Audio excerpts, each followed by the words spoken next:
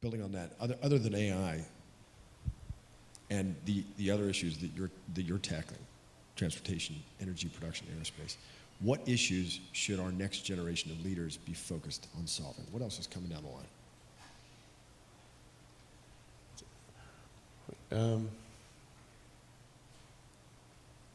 Well, I mean, there are other things that are on a longer time scale. And obviously the things that I believe in, like extending life beyond Earth, making life multiplanetary. I'm a big believer in sort of Asimov's Foundation series, or the principle that you really want to, I recommend reading the Foundation series, but it's like if you know that there's likely to be, well, you don't know, but there's likely to be another Dark Ages, which it seems, my guess is there probably will be at some point. I'm not predicting that we're about to enter Dark Ages, but that there's some probability that we will, particularly if there's a Third World War. Then we want to make sure that there's enough of a seed of human civilization somewhere else to bring civilization back, and perhaps shorten the length of the Dark Ages.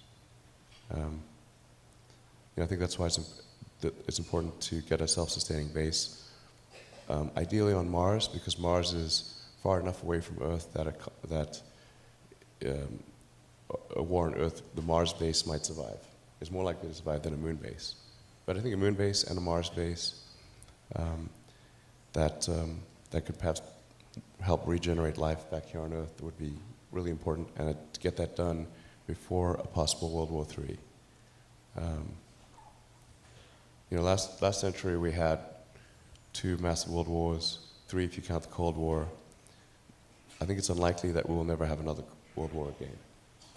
There probably will be at some point. Or if we have another one, it'll be the last. Yeah, it just could be radioactive rubble. So, again, I'm not predicting. It just seems like, well, if you say given enough time, will it be? Most likely, given enough time. This has been our pattern in the past. Like I really believe in the zeroth law of Asimov's zeroth law. Take the set of actions most likely to support humanity into the future. But I think sustainable energy is also obviously really important. It's tautological. If it's not sustainable, it's unsustainable. Yeah, how close are we to solving that problem? Well, I think that the core technologies are there with wind, solar, with batteries. The fundamental problem is that there's an unpriced externality in the cost of CO2. The market economics works very well if things are priced correctly, but when things are not priced correctly, and something that has a real cost has zero cost, then that's where you get distortions in the market that inhibit the progress of other technologies. So essentially anything that produces carbon, it puts carbon into the atmosphere, which includes rockets, by the way. So I'm not excluding rockets from this. There has to be a price, and that you can start off with a low price, but then that price, and then depending upon whether that price has any effect on the parts per million of CO2 in the atmosphere, you can adjust that price up or down.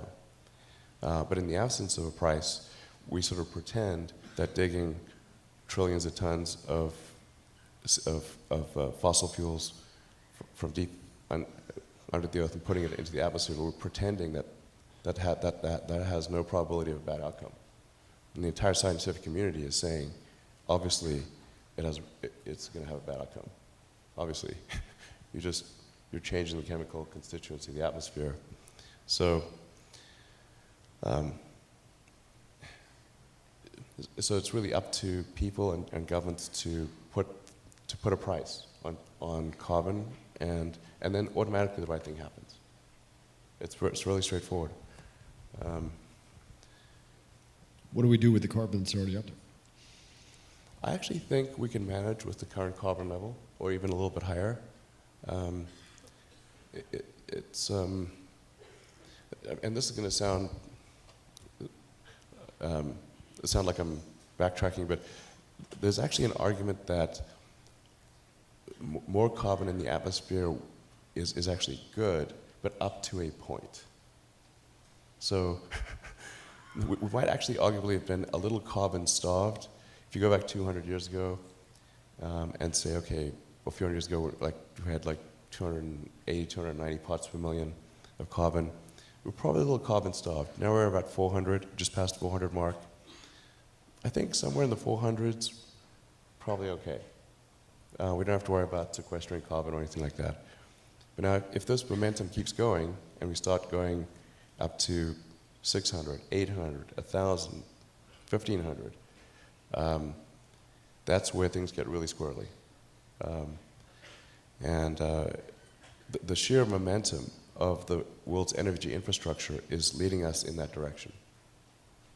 So it's just very important that the public and the governments push to ensure that the correct price of carbon is paid. So that will be the thing that matters. Yeah.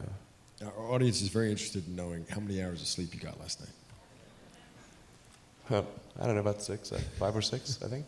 5? I don't know. I feel like we know part of the answer to this because you were trapped in Westworld for a while.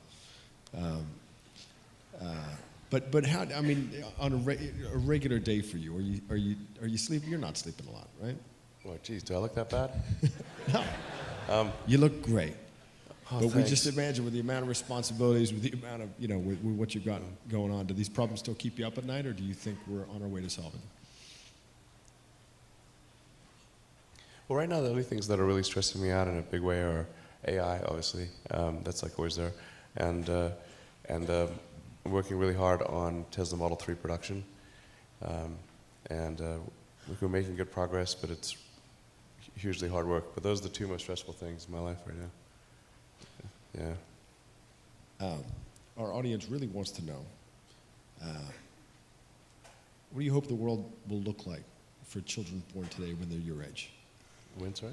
What do you hope for the world to look like? What's the best case scenario? Say we solve these problems. What's that world look like?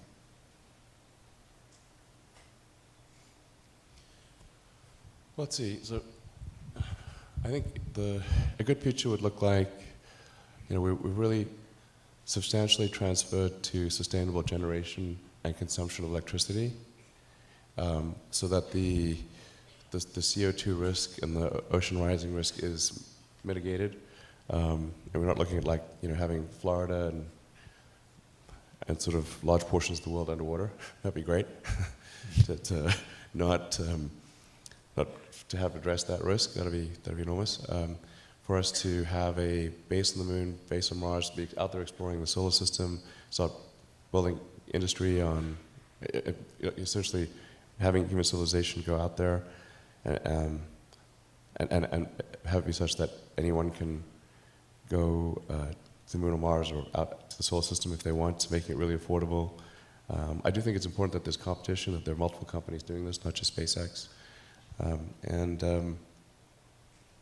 And that AI risk is that I guess there's sort of a benign AI, and that we're able to achieve a symbiosis with that AI. Ideally, the AI, there's somebody who, I can't remember his name, but had a good suggestion for what the optimization of the AI should be, what's its utility function.